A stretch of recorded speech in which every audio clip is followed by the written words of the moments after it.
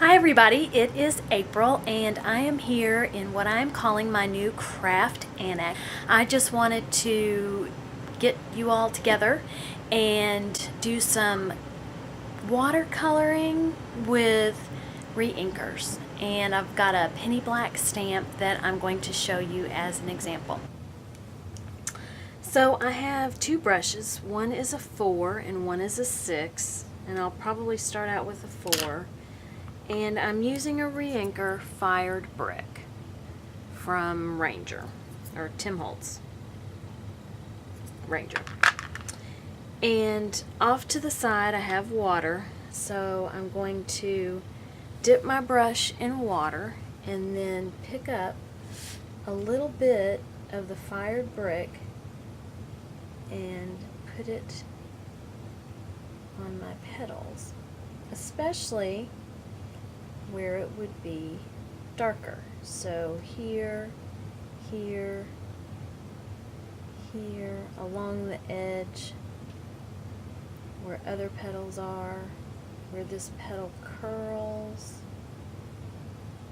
and it's very intense color since it's a reinker.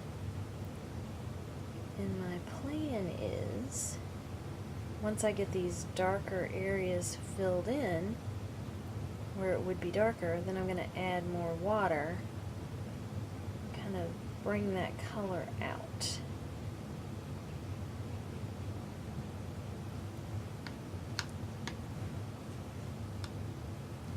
So here I'm just going to put some water actually where the color isn't, and let it bleed into the color. And since I used embossing powder and heat set it, I have more control over where the water goes, because I don't really want my water going away from my petals. I don't want my water to go across petals, I guess is what I'm trying to say.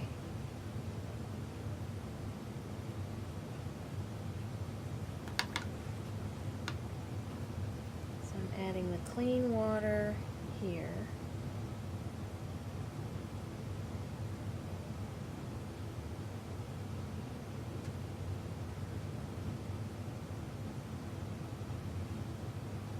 And I'm trying to fill in all the space so there aren't any white spaces along the edge. Okie dokie. Now while that is drying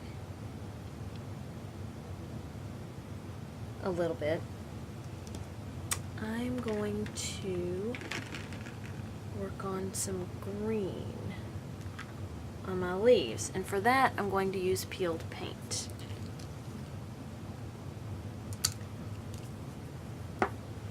So again, I'm just going to get a little bit on my brush, kind of paint that where the darker green would be, so along the vein.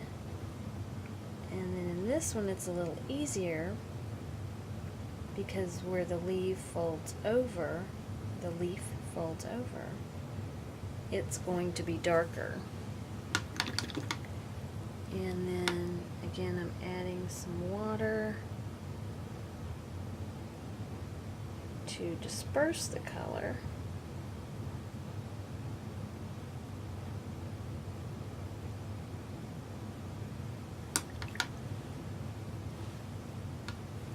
And I've seen this technique done by Jill Foster for Penny Black. She is more of an artist. I'm just kind of adapting her technique to my, what's the word? I'm not as patient as she is to go in and fill in a lot of detail. So there are lots of times in her videos she'll say, and you could stop right here. And that's about where I'm going to be stopping. Now here I've got some concentrated color, and I think I want to smooth it out. I might be sorry that I did that, but you know, it won't be the first time.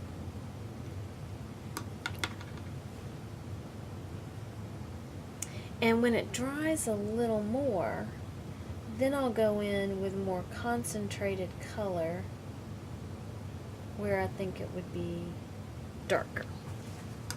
Or I might leave it alone. You just never know. Alright, now I want to take some scattered straw. And I probably already have that, but... And I'm going to get a little water. And I want the center of this flower to be yellow. So I'm just going to throw some scattered straw in there. Alright, let's go back to the red. So here, where the petals aren't touching the center, I'm going to add some more of the fired brick. But I don't, since my center isn't dry yet, I don't want to put any color next to that just yet. I want to let it dry.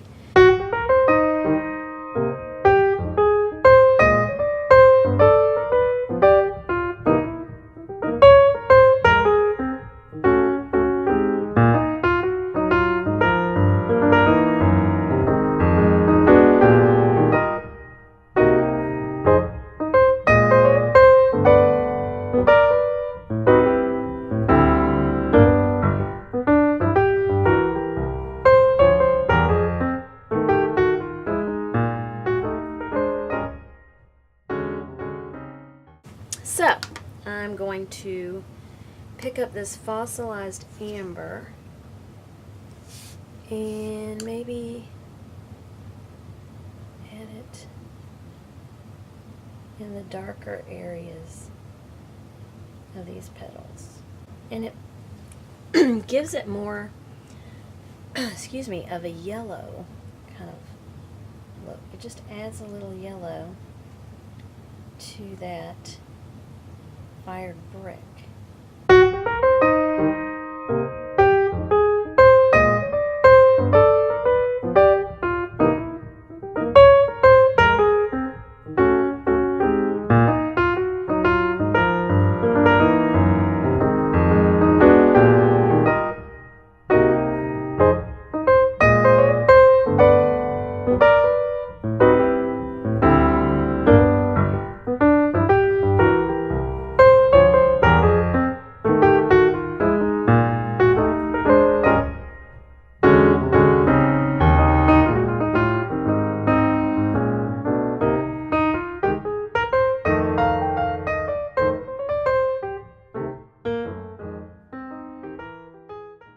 Okay, so now I'm adding water to the edge of my flower and the leaves, but not going past the edge.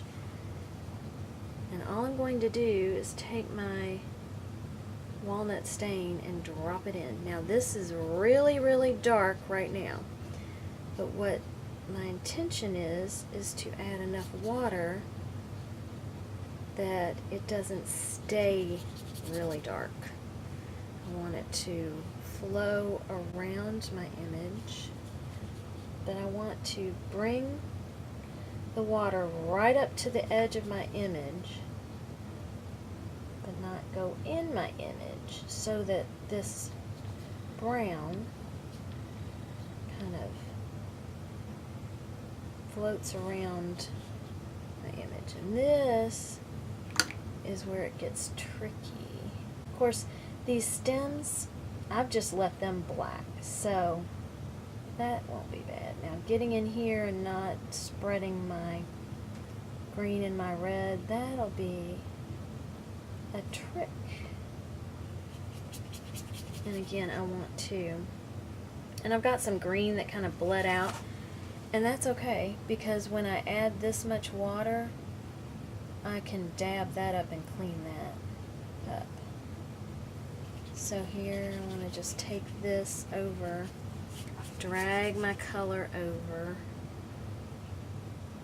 and I can add more water, get it a little lighter. And if I do drag some of the color in, that's okay, because there would be shadows of those other colors around the flower.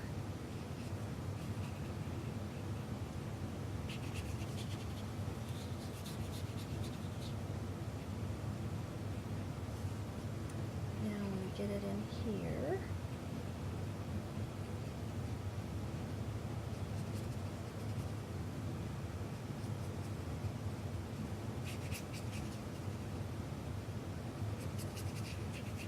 We'll just have it darker on the one side than it is on the other. So let's see. Hopefully I'm still on camera. So again, I'm just dragging this color throughout the nooks and crannies of my image, and I keep adding water to make it spread and also to kind of take away some of the color. And if I use my paper towel, then that will take even more color out. Just take this. Look, I have splatter. I love splatter. I didn't even mean to do splatter. Okay, so here I'm going to kind of bring the color all the way around. Unintentionally, it's going to be darker on the one side than the other, which is absolutely okay. And I'm just rotating my image as I need to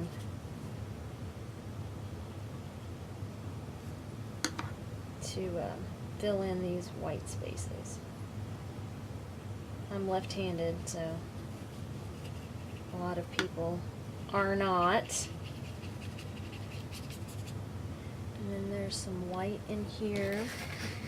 Kind of want this to just fill in with the brown, with the walnut stain. And then I drug some color out, which again is really okay. I don't want to take too much color from my petal, but it's okay to drag it out and have some of that color. As a matter of fact, if I can find it, maybe, I'm not sure what this one is. Yeah, take a little bit of this and just add water and kind of disperse it throughout, just to get a little variation of color. Alright, let's go heat set this and see what she looks like.